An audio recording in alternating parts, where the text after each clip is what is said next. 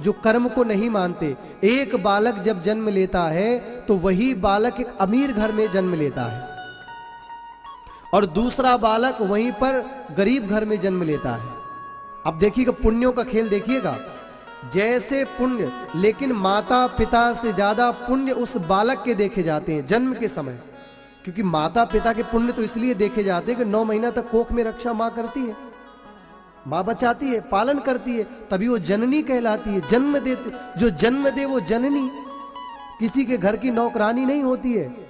आपके जो पति अपने पत्नी को, कई बार हम सुनते हैं, हमें बड़ा इतना बुरा लगता है, कई लोग कहते हैं हमारी पत्नी हमारे पैर की, हमें कहने में ही बड़ा अजीब लगता है। पत्नी घर की लक्ष्मी है। भगवान कहते हैं जिस घर में पत्नी रोती है, स्त्रियां रोती हैं, जिस घर की बहुएं उदास रहती हैं, त्रसित होती हैं, सताई जाती हैं, उस घर में मैं नहीं रहता।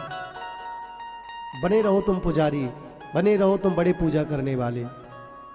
जिस घर की बहू बेटियां रोती हैं उस घर में मेरे प्रभु वास नहीं करते।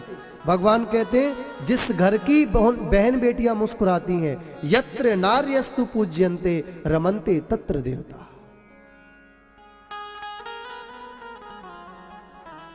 तो माता पिता से ज्यादा बंधुओं पुण्य देखे जाते हैं उस शिशु के जो आ रहा है। तो अब एक फॉर एग्जाम्पल सुनिएगा, जो व्यक्ति कहते हैं, जो साइंटिस्ट या जो मेडिकल साइंस या जो साइंस के स्टूडेंट है, कुतर्कवादी ज्यादा होते हैं, अपनी बात को सिद्ध करने के चक्कर में कहते हैं मैं नहीं मानता प्रारब्ध को। उनके लिए एक छोटी सी ये सूचना है, अगर आप प्रारब्ध को नहीं मानते माय डियर, तो एक बात आपको समझनी चाहिए। एक बालक गरीब के घर जन्म लिया, बात समझिएगा। उस बालक का जब अन्नप्राशन हुआ तो उस बालक के घर में ठीक से पीतल क्या स्टील के बर्तन नहीं है कि उसको अन्नप्राशन करा दे। और वहीं पर जो अमीर के घर में बालक जो जन्म लिया है, उस बालक के अन्नप्राशन में उसकी बुआ स्वर्ण चम्मच से अन्नप्राशन करा रही है। अब बालक तो दोनों ही छोटे हैं।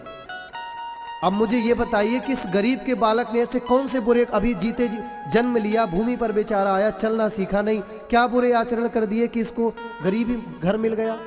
और इस अमीर के बेटे ने भी कौन से पुण्य कर लिए जो अमीर घर में इसको जन्म मिला? बताइए, सिद्ध करिए इस बात को कि दोनों ही बालक अभी छोटे हैं, इन दोनों बालकों ने अभी ठीक से चलना नहीं सीखा। अभी जब चले नहीं, कुछ किए नहीं, बोलना सीखा नहीं, तो अच्छा बुरा तो अभी इन्होंने कुछ किया ही नहीं। इसका मतलब यही है कि पूर्व जन्म के कर्मों के अनुसार ही इस जन्म में आपको जन्म दिया जाता है।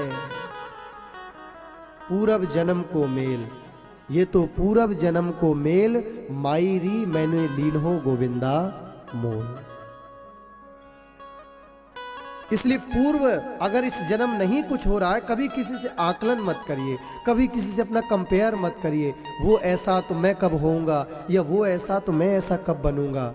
लेकिन अगर अपने जीवन को खुशहाल समझना है तो जैसे माँ अपने बालक को ऐसे रखती है, संसार में कोई रख नहीं सकता, इसी प्रकार से जीवन की गाड़ी को चलाने के पति पत्नी दोनों महाराज एक साइकिल के पहिए जैसे हैं। अगर साइकिल का एक पहिया निकल जाए तो साइकिल अपने गंतव्य तक नहीं जा पाएगी। अगर पत्नी से पति बिछुड़ जाए और पति से पत्नी बिछुड़ जाए, या दोनों एक दूसरे में ईगो टकरार करने लग जाएं, तो जीवन चल नहीं पाएगा। और फिर इनकी ही आपस की टकरार बच्चों पर असर डालती है। इसलिए अगर प्रेम बना करके रखना है, प्रेम से जीवन को यापन करना है भैया, 2 दिन का जीवन है। अभी मैंने कहा रे मन ये 2 दिन का मेला रहेगा, काया कुटी खाली करना पड़ेगा, चला चली का सब खेला रहेगा, काया कुटी खाली करना पड़ेगा।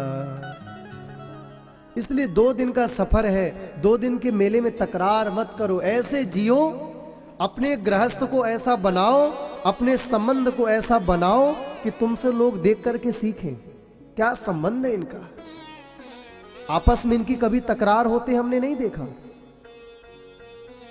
अपना आइडल बनाना है तो मेरे कृष्ण को बनाओ। 16,108 रानियां थी, जब आवाज आती थी एक साथ, एक कभी सुभद्रा आवाज लगाई, कभी जामवती लगाई, कभी नागरजिती लगाई, कृष्ण आओ कृष्ण आओ कृष्ण आओ कृष्ण आओ। लेकिन ठाकुर जी मुस्कुरा करके सबके साथ जाते थे, हाँ बताओ हाँ बताओ हाँ बताओ। लेकिन हमारे पास बेचारी एक पत्नी है, लेकिन हम उसको भी खुशहाल नहीं रख पाते हैं। हम ये नहीं कि केवल इन पत्नियों के पक्ष में हैं या हम इनके पक्षधर हैं, हम तो पुरुषों के पक्ष में भी हैं, इनका भी ध्यान रखो। सरकार नारा लगाती चली आ रही है अमतेश भैया, बेटी बचाओ बेटी पढ़ाओ। अब हम सुनते आ रहे हैं, लेकिन हम कहते हैं अब इन जमाइयों को भी बचाओ। अगर ये नहीं बचेंगे तो इन देवियां बच के क्या करेंगे, इन्हें कौन बचाएगा। अभी पिछले पूर्व में जो 2-4 न्यूज आई कि उसमें कट्टे में भर के और खाई से ढकेला और 3 दिन ड्रम में बंद कर दिया, ये महाराज एक मानवता का लक्षण नहीं है। इसीलिए कहते गृहस्थ से अच्छा कोई धर्म नहीं है, गृहस्थ आश्रम से पवित्र कोई आश्रम नहीं है।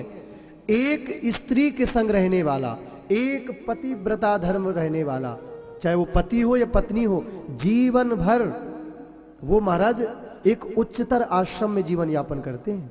उनसे बड़ा कोई आश्रम नहीं है। अपने पति में ही सर्वस्व देखना, अपनी पत्नी में ही सर्वस्व देखना, उन्हें कुछ करने की आवश्यकता नहीं है, भगवत प्राप्ति हो जाती है। भागवत हमें जीवन में हर पग हमें संभालने का मौका देती है। संभल जा संभल जा संभल जा संभल जा, मान जा, ये ठीक नहीं है, इससे हानि होगी, इस रास्ते मत जाना। उस रास्ते जाएगा तो तुझे दिक्कत होने वाली है। अगर अच्छे आचरण हमारे होंगे तो एक बार बुरा होने से पहले हमारी बुद्धि हमें संकेत करती है। इसलिए भैया बहुत प्रार्थना के साथ मैं खुद भी जीवन में अपने फॉलो करता हूं।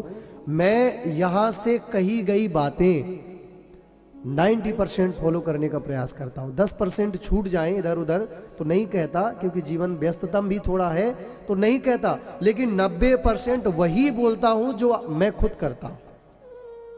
पहले मैं खुद करता हूं, फिर मैं आपसे कहता हूं। गृहस्थ धर्म को निभाओ, बहुत प्यार से जीवन को जियो। कभी धन ज्यादा होने से ज्यादा संपत्ति ना हो पाए, बहुत सुंदर पति ना मिले, पत्नी ना मिले, तुम ज्यादा सुंदर ना हो, भगवान से शिकायत मत करो, बस धन्यवाद करो उनका। हे प्रभु, जितना तुमने दिया हम तो इतने भी लायक नहीं थे, तुम्हारी कितनी कृपा है। जितना दिया सरकार ने उतनी मेरी, तुमने तो कृपा ही कृपा कर दी भैया। और हमने तो देखा है इस घर का तो बड़ा साधना में माहौल रहता है, इसलिए हमको यहाँ कथा करने बड़ा सुख की अनुभूति हो रही। सब साधक लोग हैं।